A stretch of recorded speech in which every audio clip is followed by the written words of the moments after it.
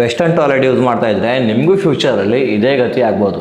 ಈ ವಿಡಿಯೋ ಕ್ಲಿಪ್ಪಲ್ಲಿ ಇರೋದು world famous chef Gordon Ramsay. ಇವ್ರು ಇಂಡಿಯಾಗೆ ಬಂದಾಗ ನೆಲದ ಮೇಲೆ ಕೂತ್ಕೊಂಡು ಊಟ ಮಾಡೋಕೆ ಎಷ್ಟು ಕಷ್ಟಪಡ್ತಿದ್ದಾರೆ ನೋಡಿ. ಯಾಕಂದ್ರೆ ವೆಸ್ಟರ್ನ್ ಕಂಟ್ರೀಸ್ ಅಲ್ಲಿ ಫ್ಲೋರ್ ಸೀಟಿಂಗ್ ಮತ್ತೆ ಡೀಪ್ ಸ್ಕ್ವಾಟ್ ಮೂವ್ಮೆಂಟ್ ಅವರ ಡೈಲಿ ಲೈಫ್ ಸ್ಟೈಲ್ ಅಲ್ಲಿ ತುಂಬಾನೇ ಕಡಿಮೆ. ಆದ್ರೆ ಈಗ ಇದೇ ಲೈಫ್ ಸ್ಟೈಲ್ ನಮ್ಮ ಇಂಡಿಯನ್ಸ್ ಅಲ್ಲೂ ನಾರ್ಮಲ್ ಆಗ್ತಿದೆ. ನಮ್ಮ traditional Indian style toilet use ಮಾಡುವಾಗ ನ್ಯಾಚುರಲಿ ಡೀಪ್ ಸ್ಕ್ವಾಟ್ ಪೊಸಿಷನ್ ಅಲ್ಲಿ ಇರ್ತೀವಿ.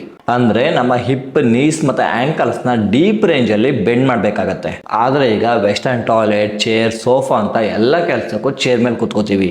ಫ್ಲೋರ್ ಮೇಲೆ ಕೂತ್ಕೊಳ್ಳೋದು, ನೆಲದಿಂದ ಮೇಲೆ ಹೇಳೋದು, ಡೀಪ್ ಸ್ಕ್ವಾಟ್ ಮೂವ್ಮೆಂಟ್ ಇವೆಲ್ಲ ನಮ್ಮ ಡೈಲಿ ಲೈಫ್ ಸ್ಟೈಲ್ ಅಲ್ಲಿ ಕಡಿಮೆ ಆಗ್ತಾ ಬರ್ತಾ ಇದೆ. ಪ್ರಾಬ್ಲಮ್ ಏನಂದ್ರೆ ಬಾಡಿ ರೆಗ್ಯುಲರ್ ಆಗಿ ಮಾಡದೇ ಇರೋ ಮೂವ್ಮೆಂಟ್ ನ ಸ್ಲೋ ಆಗಿ ಕಳ್ಕೊಳ್ತಾ ಹೋಗುತ್ತೆ. ಇದರಿಂದ ಏಜ್ ಆಗ್ತಾ ಹೋದಾಗೆ ಫ್ಲೋರ್ ಮೇಲೆ ಕೂತ್ಕೊಳ್ಳೋಕೆ, ಫ್ಲೋರ್ ಇಂದ ಎದ್ದು ನಿಲ್ಲೋಕೆ, ಡೀಪ್ ಸ್ಕ್ವಾಟ್ ಪೊಸಿಷನ್ ಅಲ್ಲಿ ಕಂಫರ್ಟೇಬಲ್ ಆಗಿರೋಕೆ ಕಷ್ಟ ಆಗುತ್ತೆ. ನಿಮ್ಮ ಬಾಡಿನ ನೀವು ಇವತ್ತು ಹೇಗೆ ಯೂಸ್ ಮಾಡ್ತೀರ ಅನ್ನೋದು ನಿಮ್ಮ ಬಾಡಿ ನಾಳೆ ಹೇಗೆ ಮೂವ್ ಆಗ್ಬೇಕು ಅನ್ನೋದನ್ನ ಡಿಸೈಡ್ ಮಾಡುತ್ತೆ. ವಿಡಿಯೋ ಯೂಸ್ಫುಲ್ ಅನಿಸಿದ್ರೆ ಫಾಲೋ ಮಾಡ್ಕೊಳ್ಳಿ.